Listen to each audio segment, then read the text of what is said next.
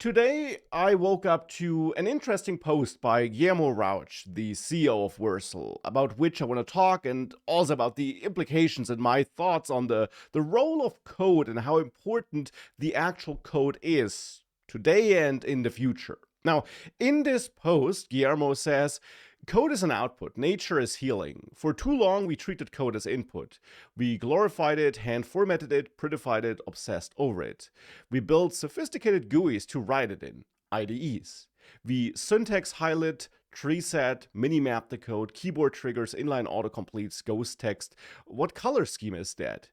We stayed up debating the ideal length of APIs and function bodies. Is this API going to look nice enough for another human to read? We're now turning our attention to the true inputs: requirements, specs, feedback, design inspiration. Crucially, production inputs. Our coding agents need to understand how your users are experiencing your application, what errors you're running into, and turn that into code. We will inevitably glorify code less, as well as coders. The best engineers I've worked with always saw code as a means to an end anyway, an output that's bound to soon be transformed again. Wow, there's a lot in this post.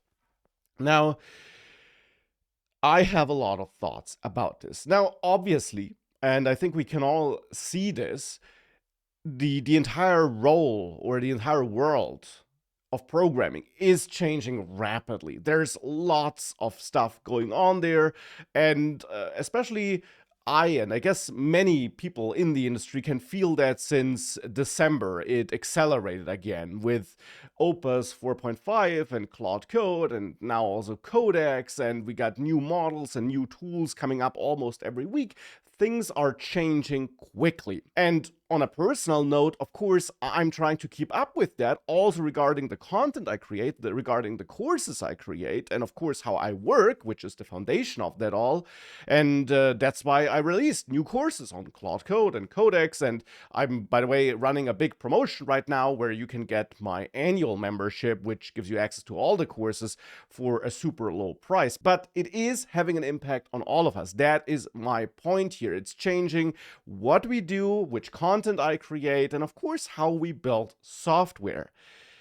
However, I'm not so sure if we really move away from the code, and to me this post reads like code doesn't matter anymore, and I think I disagree with that quite a bit. Now, I will of course admit, and obviously it's true, that in the past, yes, we did obsess over API design, over naming of variables and functions, of the aesthetics of the code. And I would actually argue parts of this are still important today, and very likely also in the future, because even if the role of humans shifts away from writing the code towards reviewing it, what is easier to review?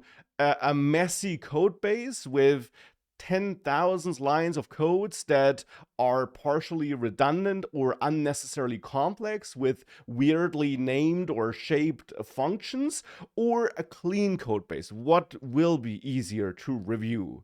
And even if parts or even big parts of that review process shift towards machines and AI in the future, which of course is possible, even then, I'm not convinced that the code quality does not matter at all anymore in that world. And if it's just that you're paying for all those tokens that are being generated and reviewed, if something can be built cleaner, it will very likely consume less tokens for both generating that code as well as for reviewing it. And token cost looks like it will be very, very important in the future, because right now we're all on those subsidized plans by Anthropic, by OpenAI. We're not paying the real token cost. The $20 or $200 subscriptions you might have, and I have, these are not subscriptions where those vendors necessarily make any money off. The true token cost is higher than that. And it's quite likely to go up in the future, or what we pay to go up in the future, when those companies need to earn money at some point. Obviously, maybe due to all the technical progress, that will only start at a point where the token cost as a whole got down a bit, but we don't know that yet with certainty. We don't know how that market will look like in the future. And even if it would go down theoretically, of course, if companies can charge you a certain price, which may be substantially above the true price, well, they will happily take that margin. But yeah, that's a totally different topic. But tokens and token efficiency matters today, and very likely also matters in the future. And that, of course, is related to code quality, because in general, good code, clean code, is code that is not allowed to grow endlessly and become endlessly complex and complicated.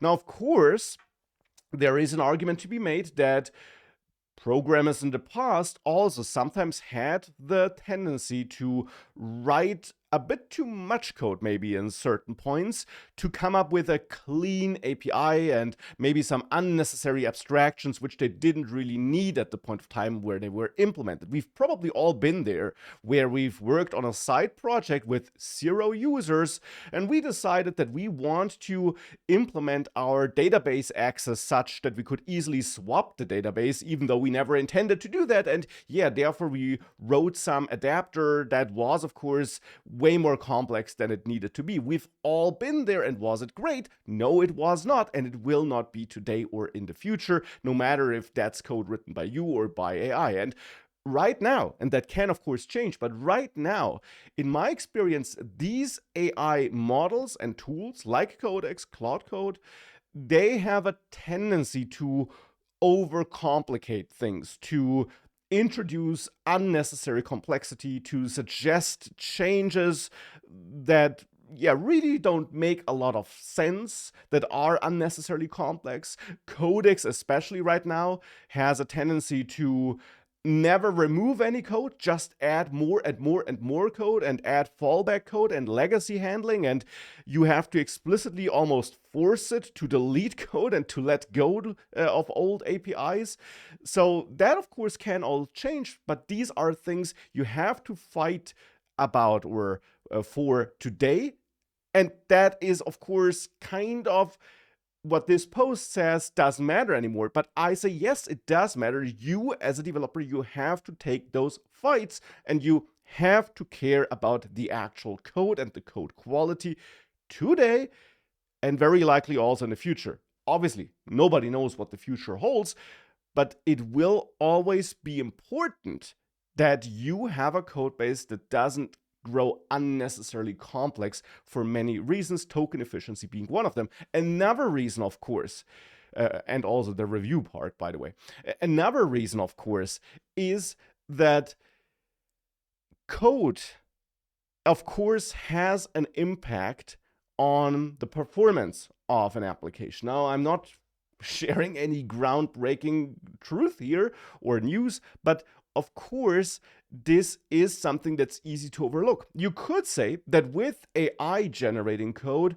the actual code doesn't matter too much anymore, because it's easy to refactor, regenerate, replace, and that is all true if you ignore the token cost part again.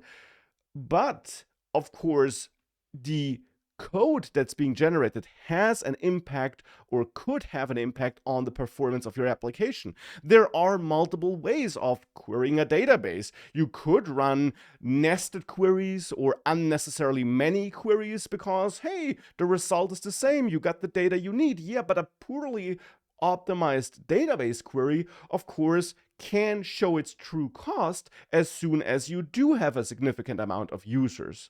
The same, of course, is true for nested loops or all kinds of stuff that can creep into your code base that leads to worse performance. And that is why, of course, still the code quality matters, and optimizing the code matters. You can definitely say that future AI models and tools will be very good at that and will be able to do that. That future models will be able to produce better code right from the start and also evaluate and then improve code. And that is absolutely possible.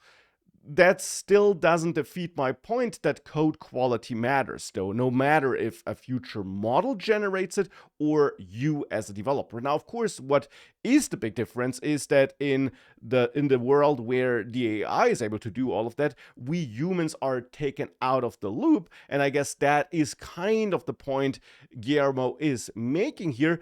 But of course, we don't know how exactly that future will look like. Now, what I will say about this post is, and I get it, that is just how the internet is these days. You have to be provocative, you have to kind of be edgy so that people like me create a video about it. I totally get it. But of course, in this post, it sounds like all these things we did in the past were pretty stupid, right? Building dedicated tools, GUIs that make it easier to write code, discuss API design. Oh, that's pretty stupid. Well, no. That shows that you care. And as a human, you want to care about your craft, about your work. That's like saying, oh, pretty stupid that designers used to first sketch on a piece of paper and then use dedicated software like Photoshop to turn this into actual digital art. No, that is not stupid. That is exactly what sets a human that cares about their craft and their job apart from someone who doesn't. And framing this as kind of stupid or weird or something that is gone for good is just a bad take. It's just not cool in any way. And of course, now we're building new software, by the way. We're building new software for the agentic engineering world, something like the Codex app and all these AI agents and agent apps and TUIs we have these days. That's the new kind of software we're building, and we'll keep on doing stuff like that. And we'll, of course, invent new ways to discuss about, like how a properly written skill for agents should look like, or how to set up a good agents MD file or whatever. We'll keep on discussing until we're totally out of the loop and we as humans don't need to do anything anymore, which is a point I don't think will arrive, and I certainly don't hope will arrive.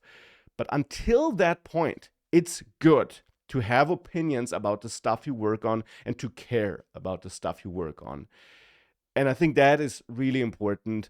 So yeah, I think code, the structure of the code, that will stay important. The only question is if the AI can do it all on its own and produce perfect code. And I don't know that, and nobody can know right now. You can't look into the future.